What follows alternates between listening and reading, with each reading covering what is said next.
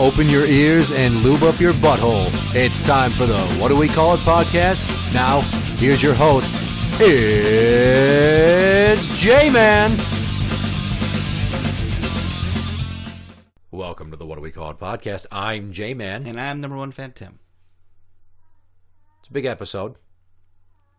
It's episode 200. Wow. It's quite a milestone. It is. Yeah, it is. So I'm going to also let you take the reins here, because this is very worthy of a fucking milestone episode. And I'm just going to preface it with, you were married to a woman that for all intents and purposes probably tried to fucking kill you to be out of the marriage. And I'm going to encourage you to tell as much of the story as you want, including some of the gory details. But I don't pull a Pulp Fiction and tell it out of order. Try to keep it in sequence as best you can. Starting from which point? Well, prior to, and we've talked about this on the show numerous times, your house burned down. Okay, so like when I started to see things were going downhill? Yeah, we'll start with that. That's about a year before the house fire. So. Okay, ready, go. Okay, so I was married to a chick, and it seemed like we were happy. We didn't really argue much, but there didn't seem like there was a lot of love. At times she seemed really distant. So one night she took a second job. She was doing in-home daycare, and it wasn't quite enough money, so she took a part-time job. Well, while she's out at that job, I wanted to write in my journal. We were writing in journals. So I grabbed something from the table to kind of level up my journal so I could write on the left side of the page. And when I got done writing, I realized, it's her journal. Dilemma. What do I do? What do I do? I know things aren't quite right, so maybe I can get some answers in here, maybe change a few things, Way to go, Eric Foreman. Yeah. That's really going to get Donna in the sack with you. Yeah. So I opened it up. 70s show reference. The very first page, the very first line was, "A kiss from blank is all I desire." I'm like, okay, so her first page in her journal, she's fantasizing about making out with some other guy.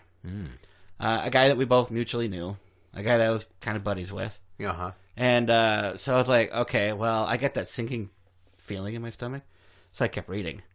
I ended up reading the whole journal. Jesus Christ. And in there, she's not one guy, but two guys that we're mutual friends with. And then she's in there bitching about how I was sick one week, so it's going to suck for her because she's going to have to do more around the house. She was in there, saying, I hope Tim joins up for the reserves, because we could really use that startup money and everything. And, it would suck while he's gone, but, at least at the same time, it'd be kind of nice, too, because I'd have the house and the kids to myself. I didn't know you were considering joining the military. It was very brief. It was very brief. So I'm just like, okay, it's just, wow, I was a little bit dumbfounded by most of the stuff that I read. And as I read further into it even more, it's like, she's writing about her part-time job that she was at, and she made a reference in there that someone accidentally called her the store whore one night. Ooh. And I guess... How do you accidentally call somebody the store whore? I don't think they meant to actually say it in front of her, but I guess that was her reputation there.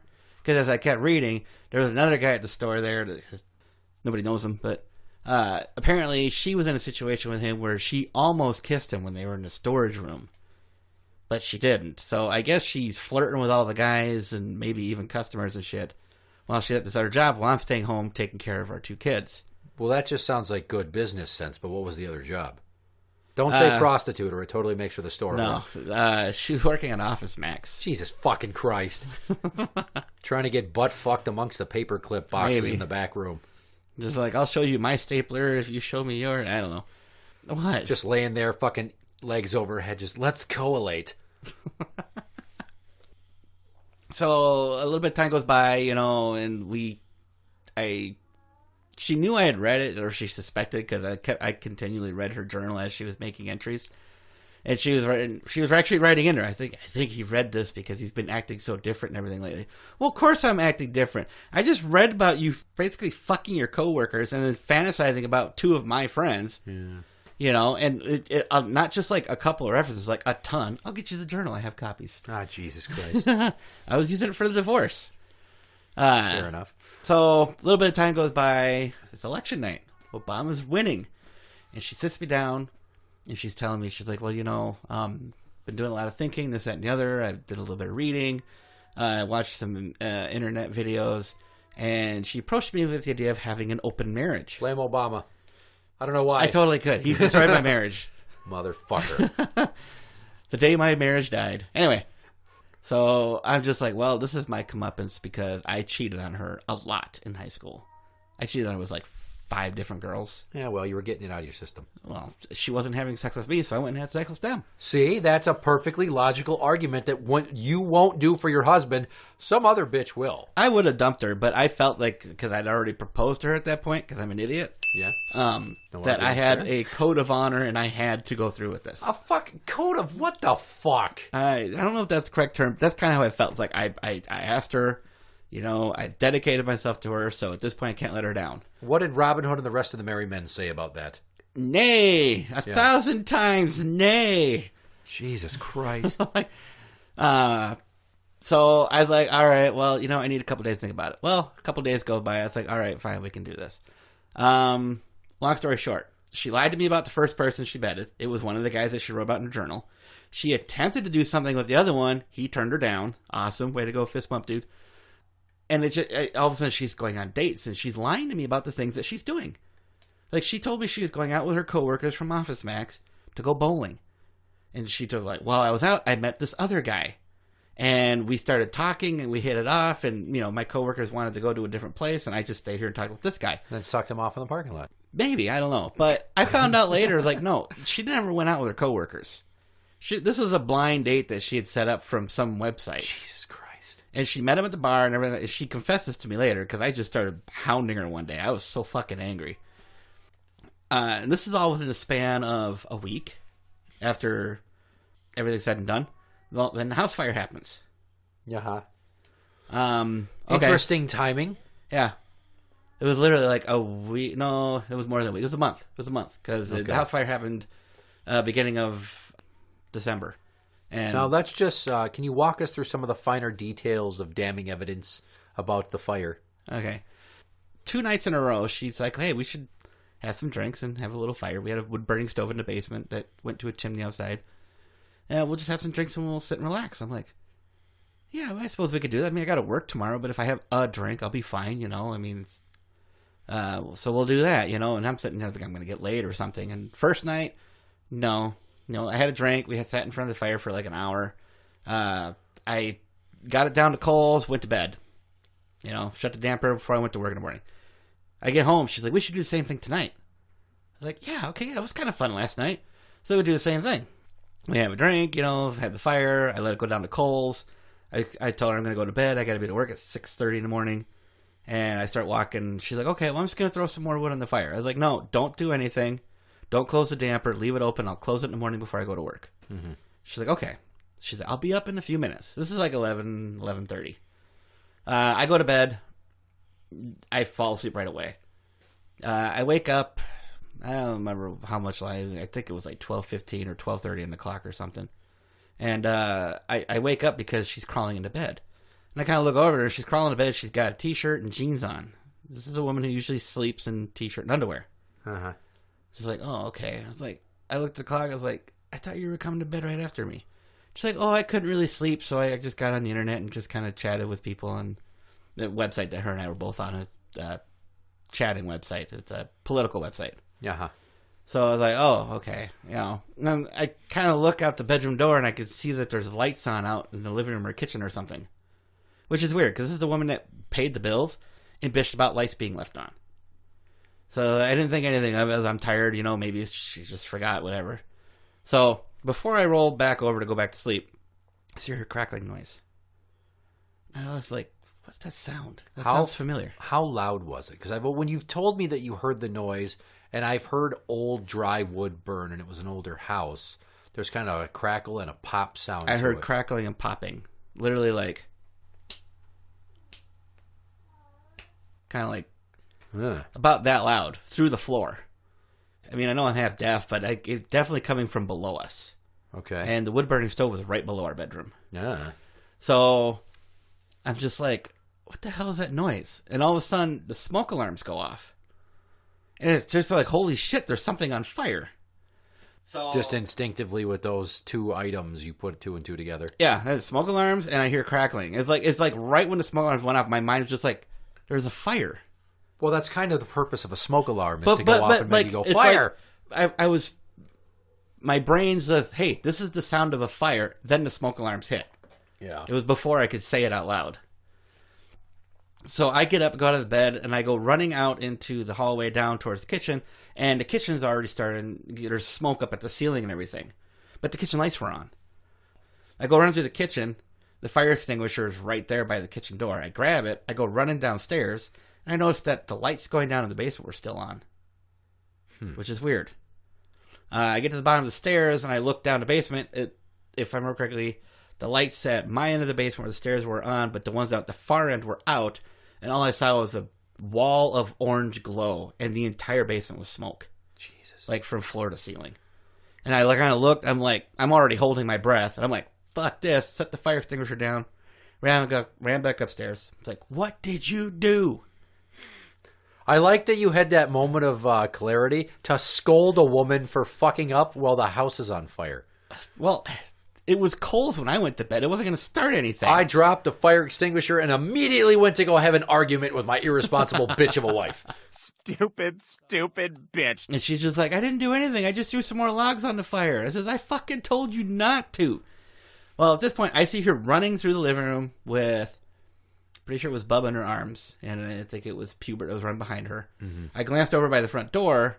The dog was already sitting at the front door, looking at the front door, looking at me. He's like, I want to get the fuck out. I want to get the fuck out. So she goes out the front door. I go in the bedroom to grab my brand new cell phone, put on some pants, because at this point I'm just in underwear. Yeah.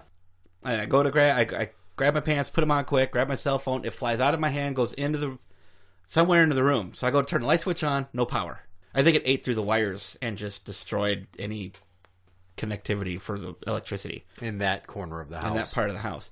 So I was like, all right, well, cell phone's gone. I grab my work cell phone, and I go running outside, and we go over to the neighbors, and next thing you know, the fire trucks are showing up and everything.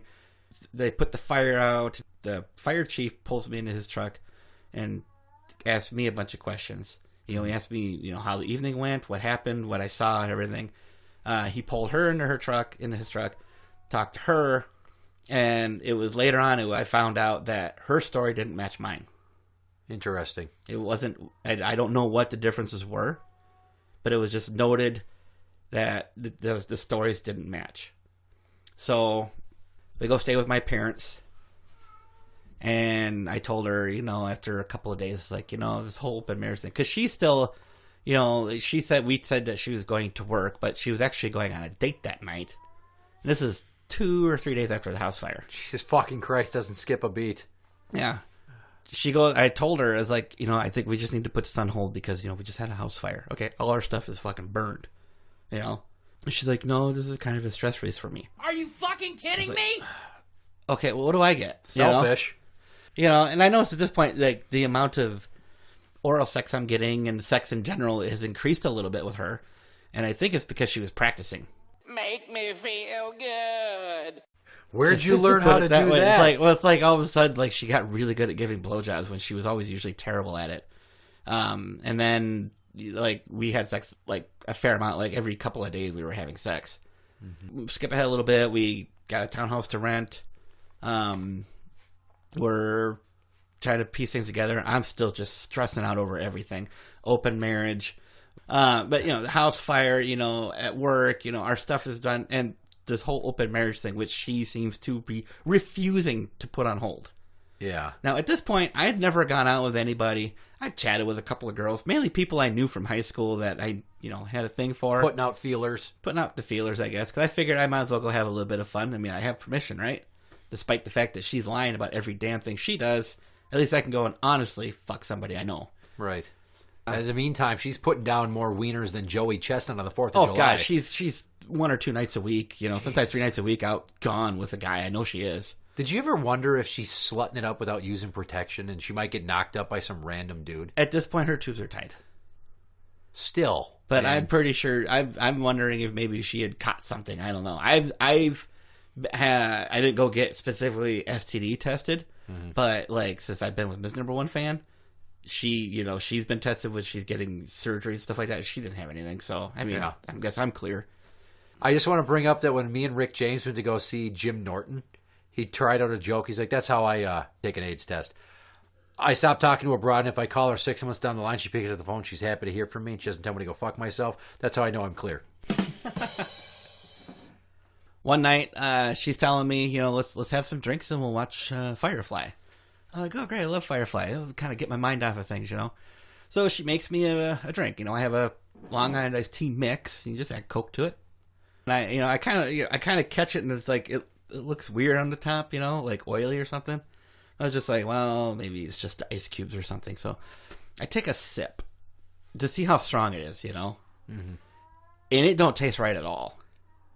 It's just like, what the fuck is in it? And I asked her, what is in this drink? Did you swallow that or spit it out? I swallowed it. Okay. It was literally like not even a teaspoon's worth. Yeah. It was just enough of a sip to gauge how much alcohol versus soda there was. And I asked her, I was like, what in the hell is in this? She's like, well, I put lemon juice in it. I said, God, it tastes like shit. And I walked over to the sink, dumped it in the sink, rinsed the glass out, and made myself a fresh one. And it tasted fine. Yeah. Didn't think anything of it. Until 2 days later.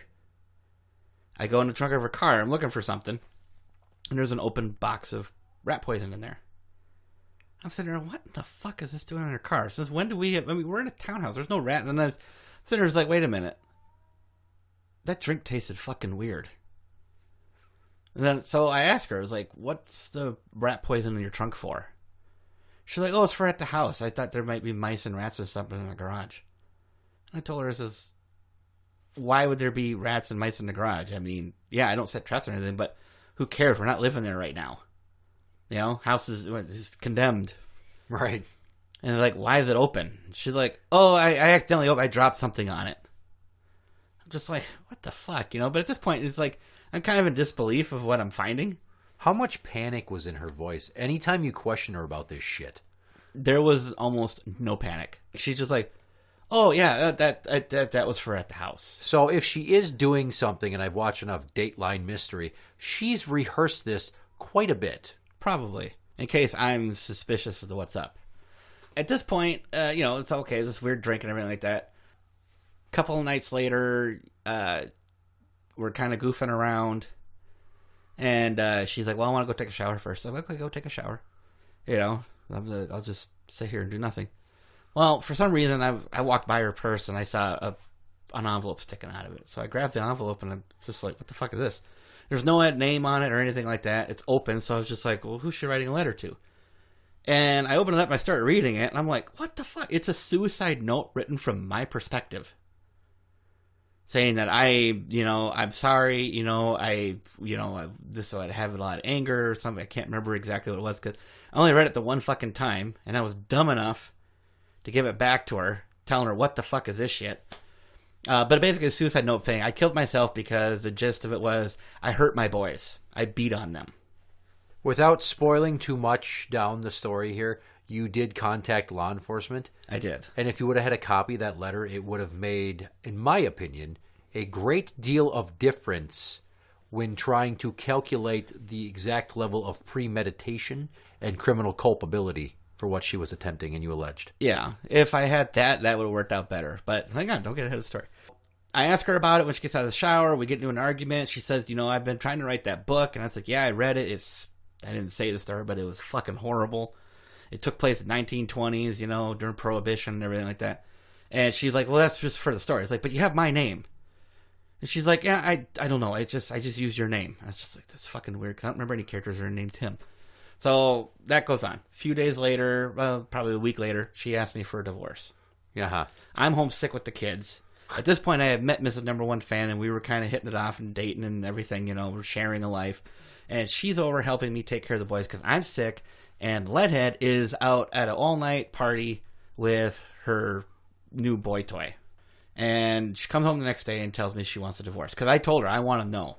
We're either done with the open marriage or do you want a divorce? So she comes back and says she wants a divorce. She refuses to move out. So at this point, I am just just dumbstruck. Holy shit! You know, house fire, open marriage, now a fucking divorce. So I start digging through all her shit when she's not home. I go through everything because she started schooling because she wanted to be a chef. Her inspiration was the movie Ratatouille. Oh, for fuck's sakes. You're a goddamn grown-up. No shit. That was her inspiration. She told me that. So I'm digging through her shit. And I'm going through all her books and notebooks and everything like that. I find a list, which I still have. I gave her the copy. Kept the original. Because I didn't want her to know I still had it. Right. Advantages and disadvantages, if I remember correctly how it started out, of offing Tim. Pros and cons. The very first pro is she gets everything by default. The very first con, she's stuck with the kids 100% of the time. Jesus Christ. And then she's worried, she gets everything by default. She gets my 401k or my IRA, actually. And just a handful of things. But all the cons were might leave me. Decide doesn't want to be with me. I might not find another man. I'm stuck with the kids 100% of the time. That was the top one. I mean, it seemed to revolve around being alone and being stuck with the kids. Yeah. So this one I made a copy of and kept the original. And then I found a story in a notebook in a file cabinet that we had out in the garage.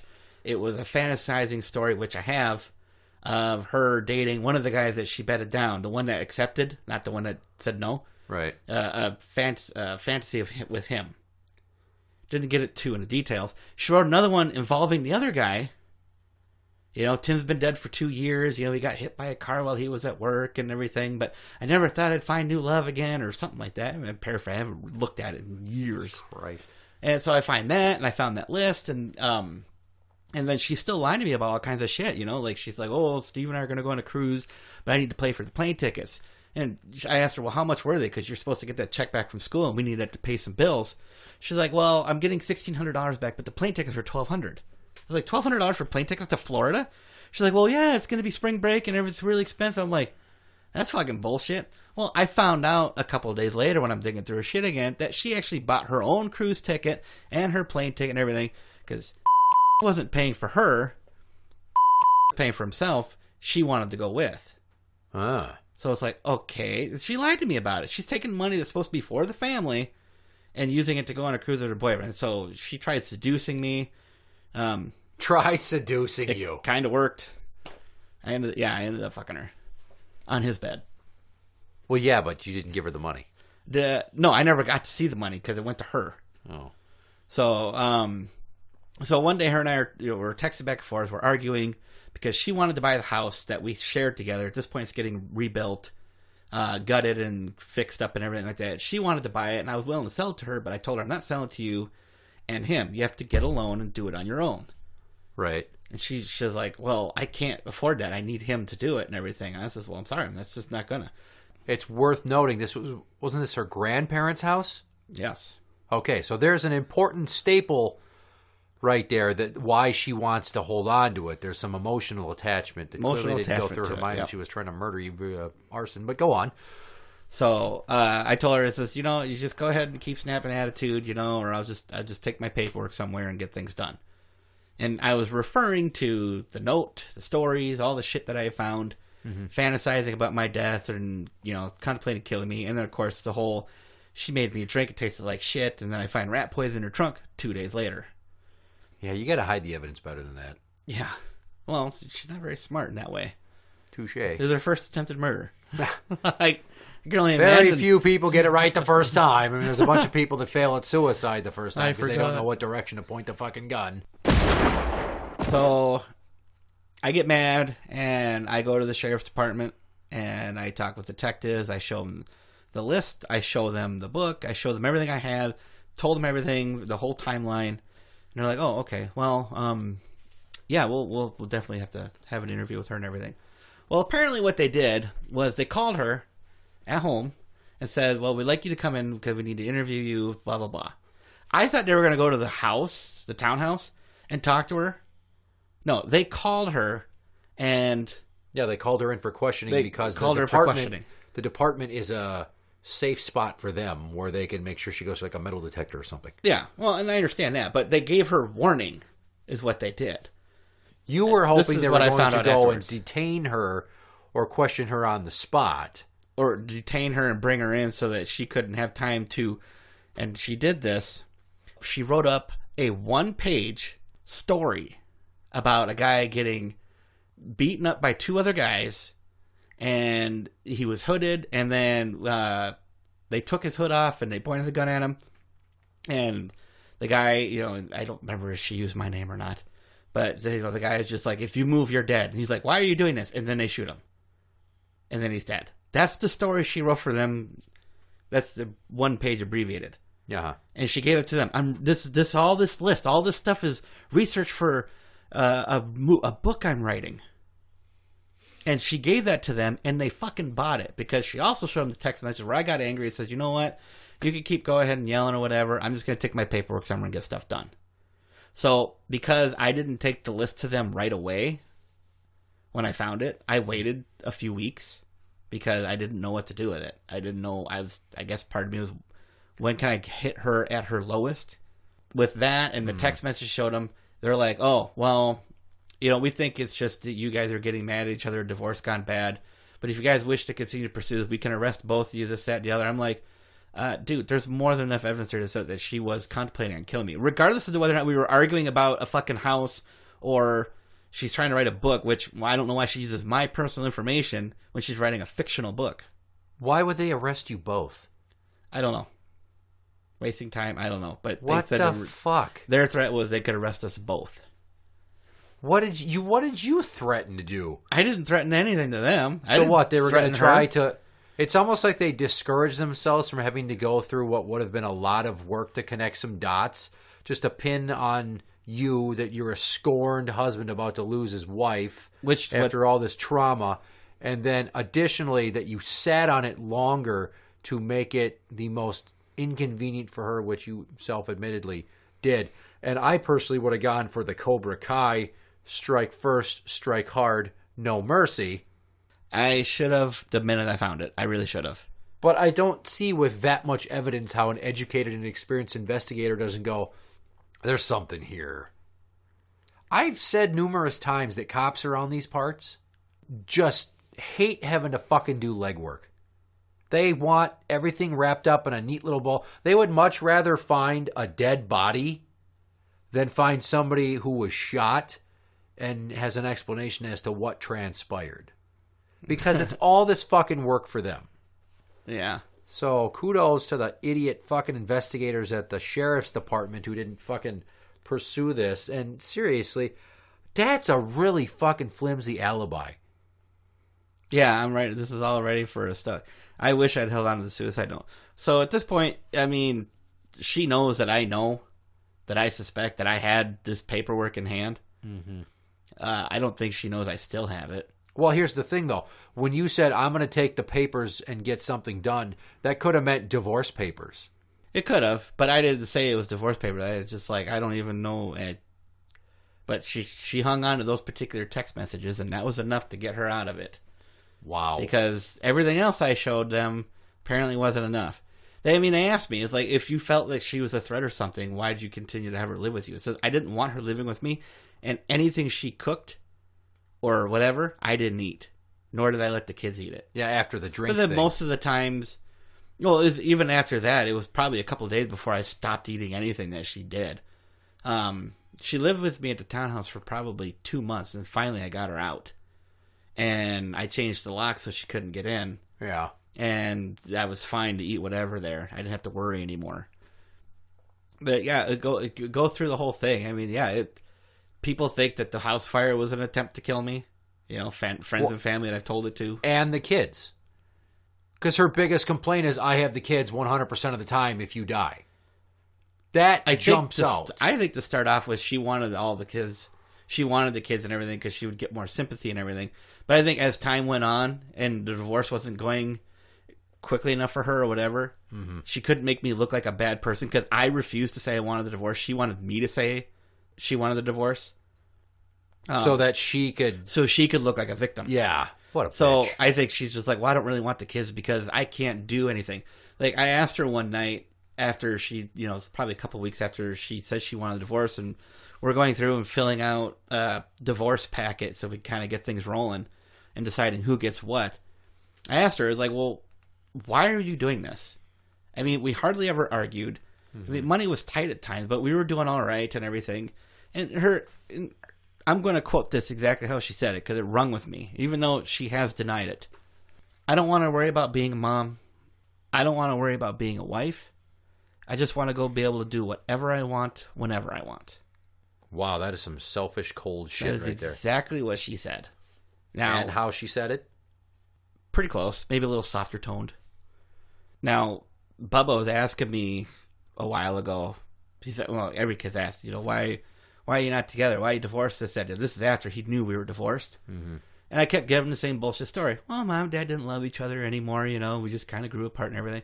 Well, he kept asking me. So one day I let him have it. I was like, okay, well, here's what she told me. And I told him that. And I says, she's going to deny it, so don't even ask her about it. Well, He went he running asked her right about fucking it. to her. No, it was a couple of months before he finally said something. Oh. And she calls me up, and I was just coming home from a buddy's cabin. Oh, I spent shit. like 5 days up there. I spent an hour on the phone with her, and I was just like, you know what? It's exactly what you said to me. I didn't say that. I would never say that. I says, you fucking did. How am I going to remember? Why would I make something like that up? That's exactly what you did. I mean, shit, you didn't even show up for court. Yeah. Let's throw that out there. When you guys finally had your divorce hearing and to establish custody, she no-showed the whole thing. You got everything. I have to back up a little bit. So she's going to go on this cruise. Mm-hmm. Okay. We had everything figured out. We had everything settled. Okay. I'm getting a house. I'm getting everything. All she wanted was a share of the insurance money so she could start her new life, buy clothes, this, that, and the other. Because at this point, we didn't have much. Everything was. I was like, okay, destroyed. yeah, fine. I'll take the house. I'll take custody of the kids because I told her they'd be more stable with me, and she agreed. Well, she goes on her cruise. While she's gone, I get certified mail that I had to sign for, and it's a response to the petition because we'd filed. Mm-hmm. And in there, she's like, well, I want the kids 50% of the time. I want the big screen TV that managed to survive the house fire. I want the house. Everything. And as I'm looking through the document, and I get to the last page, and the last page is a handwritten letter from her saying, I have documented everything in my part of the townhouse because she was living in the loft part. Right, I had remember the bedroom. that. She's like, I documented everything, and any personal damage to my items or anything like that I'll sue you for the cost of value of replacing this, that, and the other. I read that, and I'm like, okay, so she filed a response because she's trying to make me angry. She thinks I'm going to get angry and start breaking her stuff. Right. What a child. So I just put everything, I just put it with my divorce stuff that I had, everything that I was stacking up. And when she came home from her cruise finally, it's funny because she comes home, I put my, not brand new, but it was new to me, I put my car in the garage. So I heard the garage door open up when she was coming home, and I heard footsteps, and I heard her footsteps stop. Like she's pausing, like, where the hell did this car come from? Because I had that green Cadillac. Well, now I had the Silver LHS. Okay. Then she comes in, she's like, bought a new car? I says, well, I had to. The Cadillac died. I need transportation. And your car was over at, your boyfriend's house. She had my old Impala. And she's like, oh, okay. And she put her stuff down. She put her suitcases up in her room and everything. And then she comes downstairs and I says, I got your response. She's like, yeah. I says, I thought we had this all settled. She's like, oh, yeah, that was just kind of make you mad. Bitch! I looked at her and says, this isn't a game. We're ending our marriage. We're going our separate ways. I never got mad. I was just like, what the hell? Yeah. I was dumbfounded by the response. That's just like a cat playing with a wounded mouse. Yeah. So That's fucking cruelty. court date comes up. I went and got a lawyer because at this point she's filing a response. She's going to play some games. I lawyered up, got the lawyer to do everything. She rewrote everything exactly how it was. And then we got the court date set, and she tells me what it is. So I called Leadhead and says, well, this is the court date. It's here at this time. And she's like, okay, do I need to be there? I said, officially you don't, but it's better if you do. My lawyer suggests you come. Yeah. She's like, okay, I'll be there. I said, it's this time, this date, at this place. She's like, okay. We waited for a good 20 minutes. The judge asked, is she planning on showing up? I said, Your Honor, I can't get a hold of her. Because I was trying to text her, I was trying to call her. She never answered. So the judge was like, we're going to proceed without her. Made note of it, I think. Yeah, that she no-showed. Yeah, and everything went through. Like, I think I was in front of the judge for maybe 10 minutes. And the lawyer says, I'm going to go file this before we leave. And she's like, if you can square it with me right now, for the cost of my services, she's like, right now you're at $3,100, but if you can square up right now, I'll just charge you my $2,000 retainer. Nice. I was like, is a check okay? Because I had my insurance money. Right. So I paid her the $2,000, so I saved the $1,100. God, fuck you, $1,100 discount, and I paid $6,800 to get my fucking kids 50% of the time. This divorce went slick. It was less than 5 months. Yeah. So she filed the paperwork, and she's like, I'll keep an eye on it. I'll keep checking the case number and everything. I'll let you know when it goes through, and then you're officially divorced. Like, okay. This is like 9 a.m. on a Tuesday. My lawyer called me at 6 o'clock that night. Says, hey, I just checked for some reason. I don't know why. I was checking other client stuff, and I checked, and your divorce has gone through. You're a single man. They fast-tracked the fucking paperwork because it was uncontested. I don't know if it was because uncontested. I had a buddy of mine who's known to be full of shit say that he knew somebody that worked at the courthouse. They called him and asked about it, and he told her, and then they're like, oh, I'll put this through right now. Why the fuck would they call him? Because they knew that he knew me. Apparently, it was a high school acquaintance of mine, but I don't know anybody that worked there. That sounds pretty goddamn hokey. That's why I think it was stupid. I think it's because it's uncontested. The judge was like, I'll just send it through right now. Is this Tommy? Yeah. Fucking figures. It's amazing how you picked that out. Yeah. So, within about 5 months, my divorce was over. It only cost me $2,000. I got her grandparents' house. I got full custody of the kids. Joint legal custody. That was a mistake. And she got away with attempted murder. That is correct. So you kind of broke even there.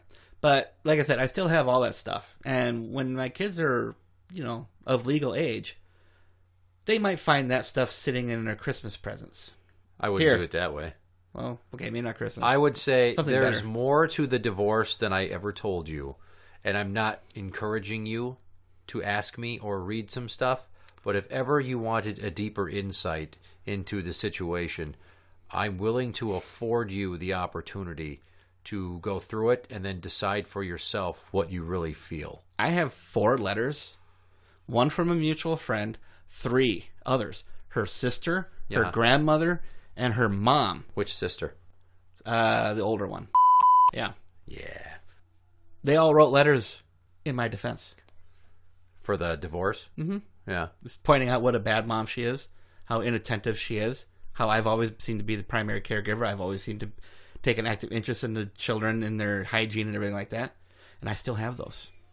Nice. I hung on to everything from divorce. Well, if the boys ever really want to know when they're over 18 and I don't got to deal with her shit no more, I will gladly give it to them. Well, and then you're nice that you're getting to an age where they can decide if they don't want to see her anymore already. They base it on a level of maturity, and with Pubert being high-functioning autistic, I don't think he can make a choice like that knowing fully well what he's doing. Right. But it's okay, because I know he doesn't really enjoy going over there, but he just goes over because, hey, it's what I need to do. I think it's going to be Bubba that's the hardest hit. Yeah, probably. Because he had her up on a pedestal for so fucking long. She's got him on a pedestal. That's her baby. I mean, she's coddled him and babied him ever since he was born, and at times paid zero attention to Pubert. Like I said, she picked a favorite. Right. When we were fully divorced and everything, she told me one time she needed to talk to me, and she wanted to talk to me in person. So I was like, well, I'm going to pick the boys up Sunday, so I'll just we'll talk then.